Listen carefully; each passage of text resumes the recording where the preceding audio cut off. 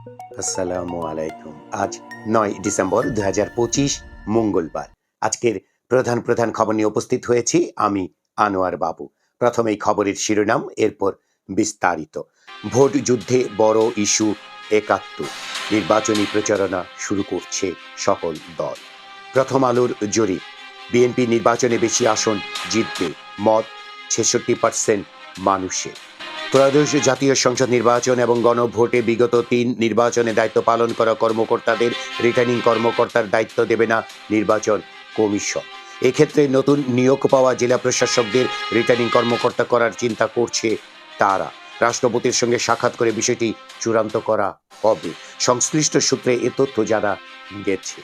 আপাতত লন্ডনে নেওয়া হচ্ছে না খালেদা জিয়াকে। কারো নাম উল্লেখ না করে জামায়াতে ইসলামীকে ইঙ্গিত করে তারেক রহমান বলেছেন, একজন বিশেষ কেউ ভালো, বাকি সবাই খারাপ। এটি গণতন্ত্রের জন্য অত্যন্ত বিপজ্জনক একটা ব্যাপার। ধর্মকে আমরা কখনো ব্যবহার করিনি, করব না, বললেন জামাতের আমির ডাক্তার শফিকুর রহমান। রাজধানীর মোহাম্মদপুরে গতকাল সোমবার সকালে নিজ বাসায় মা ও মেয়েকে উপর্যুপরি ছুরিকাঘাতে হত্যা করা হয়েছে। নিহত দুজন হলেন লাইলা আফরোজ, যার বয়স ৪৮ বছর, এবং তার মেয়ে নাফিজা নাওয়াল বিনতে আজিজ, বয়স ১৫ বছর। মোহাম্মদপুরের শাহজাহান রোডের আমিনাস ড্রিম নামের একটি ১৪ তলা ভবনের ৭ম তলায় এ জোড়া খুন হয়েছে। ঢাকা এলিভেটেড এক্সপ্রেসওয়ে প্রকল্পে ক্ষতিগ্রস্তদের পুনর্বাসনের জন্য অধিগ্রহণ করা জমিতে নিজেদের জন্য ফ্ল্যাট বরাদ্দ নেওয়ার অভিযোগে সাবেক সেতুমন্ত্রী এবং বর্তমানে কার্যক্রম নিষিদ্ধ আওয়ামী লীগের সাধারণ সম্পাদক ওবায়দুল কাদের এবং সাবেক ১৩ সচিবের বিরুদ্ধে মামলা করার সিদ্ধান্ত নিয়েছে দুর্নীতি দমন কমিশন। জাপা জেপির নেতৃত্বে ১৮ দলের এনডিএফ। নরসিংদীর রায়পুরায় দুই পক্ষের সংঘর্ষে কুয়েত প্রবাসী যুবক নিহত। হাতকড়া শিকল পরিয়ে আরও ৩১ জনকে ফেরত পাঠালো যুক্তরাষ্ট্র। রাজধানীর সরকারি ৭ কলেজ নিয়ে প্রস্তাবিত ঢাকা কেন্দ্রীয় বিশ্ববিদ্যালয়ের প্রথম ব্যাচের ক্লাস আগামী ১ জানুয়ারি শুরু হবে বলে জানিয়েছে শিক্ষা মন্ত্রণালয়।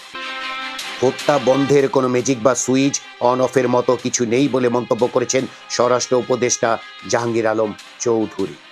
আজ বিনোদনের খবরে থাকছে নাসিরুদ্দিন শাহর উপর খবর। এই ছিল আজকের খবরের প্রধান প্রধান শিরোনাম। এবার বিস্তারিত। নির্বাচনী প্রচারণা, ভোট যুদ্ধে বড় ইস্যু ৭১। এই খবরের ভেতরে দেখা যাচ্ছে ২৪-এর ছাত্র জনতার অভ্যুত্থান দেশের রাজনৈতিক চালচিত্র অনেকটাই বদলে দিয়েছে।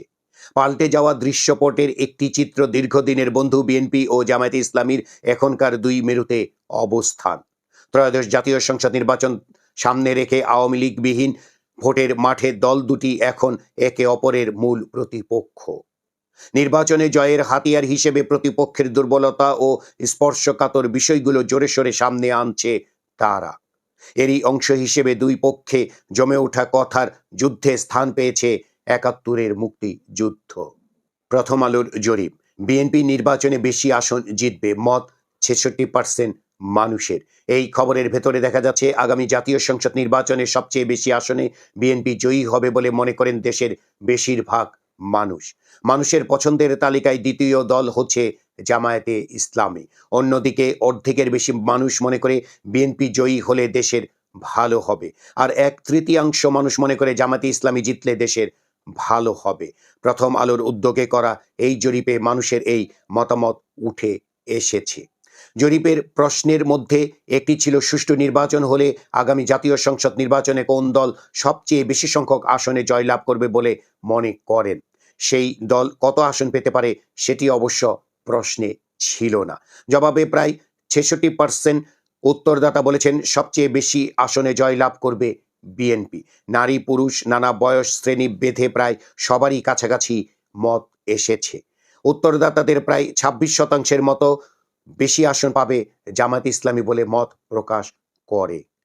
জরিপে সবচেয়ে বেশি আসনের জয় পাওয়ার বিষয়ের প্রশ্নে ৭% বেশি মানুষ আওয়ামী লীগের কথা বলেছে, যে দলটির কার্যক্রম বর্তমানে নিষিদ্ধ।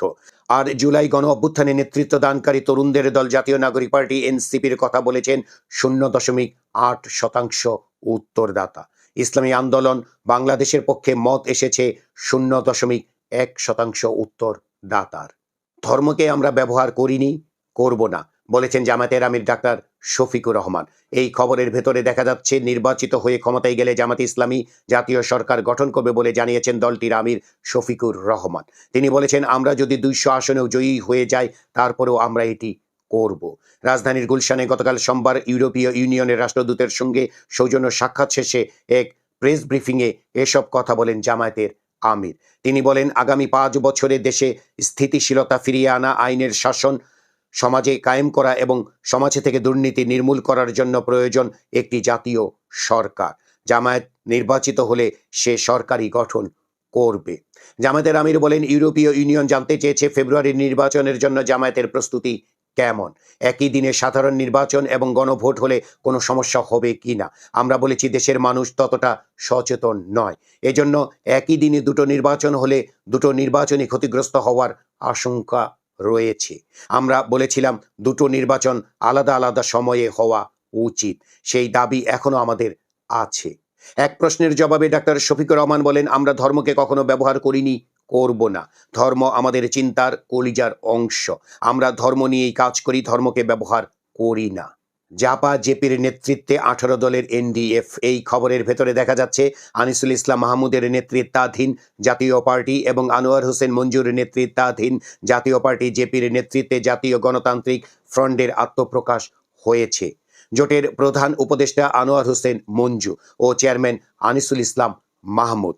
জাতীয় পার্টি ও জেপি ছাড়া জোটের বাকি 16টি দল হচ্ছে জনতা পার্টি বাংলাদেশ, বাংলাদেশ জাতীয়তাবাদী আন্দোলন BNM, Bangladesh Sangskritik Mukti Jote, Ganofront, Trinamool BNP, Bangladesh Muslim league, Jatiya Islami Mahajot, Jasad Shahjahan Siraj, democratic party, alliance democratic party, Gonotantrik Andolon, Bangladesh Swadhinata party, Bangladesh Swadhin party, united democratic party UDP, Jatiya Sangskritik জোট ও গণ আন্দোলন। বিনোদনের খবর। 4 দশকের বেশি সময় ধরে বলিউড সিনেমায় কাজ করেছেন অভিনেতা নাসিরুদ্দিন শাহ। 60-এর দশকে আমান সিনেমার জন্য প্রথম ক্যামেরার সামনে দাঁড়িয়েছিলেন তিনি। শুরুটা হয়েছিল একটি ভিড়ের দৃশ্যে জুনিয়র শিল্পী হিসেবে। সেই দৃশ্যের অভিনয়ের জন্য পারিশ্রমিক পেয়েছিলেন মাত্র 7.5 রুপি। এই ছিল আজকের খবরের প্রধান শিরোনাম এবং খবর।